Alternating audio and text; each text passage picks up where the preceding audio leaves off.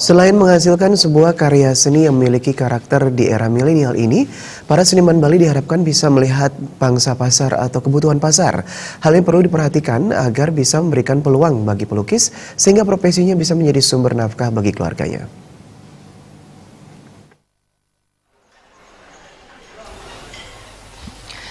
Menekuni profesi sebagai seniman lukis Bali tentunya harus memiliki sebuah idealisme sehingga ke depan ciri khas lukisan Bali tidak hilang. Terlebih memasuki era milenial ini, kadangkala orang tidak lagi melihat makna seni yang terkandung di dalamnya, namun lebih pada harga sebuah lukisan. Para seniman lukis dalam hal ini tidak sepenuhnya dapat disalahkan, karena seorang seniman lukis juga dituntut untuk bisa menghidupi keluarganya. Pelukis Bali Nyomandire menilai untuk dapat menjaga eksistensi karya lukisan di era milenial ini, para pelukis harus bisa membaca peluang pasar atau jenis lukisan apa yang laku di pasaran. Saat ini beberapa pihak yang membeli lukisan bukan saja sebagai pengagum ataupun pengapresiasi karya seni, namun juga sebagai penikmat ataupun sebagai buah tangan bagi orang lain.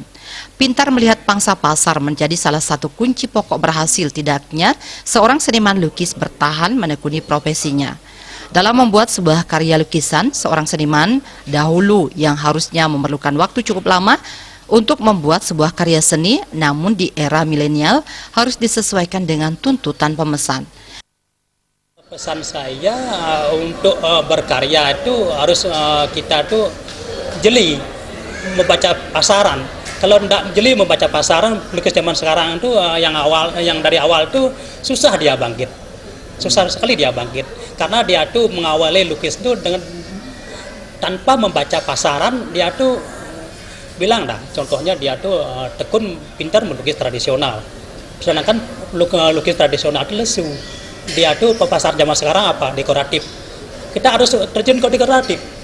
Tanpa terjun ke dekoratif, kita tuh tidak bisa menjual karya kita sendiri. Menekuni profesi seni lukis kadangkala bukanlah menjadi sebuah pilihan, namun idealisme tentunya harus disesuaikan dengan zaman sehingga profesi seniman dapat dijadikan sebagai penopang kehidupan. Terima kasih, Bali.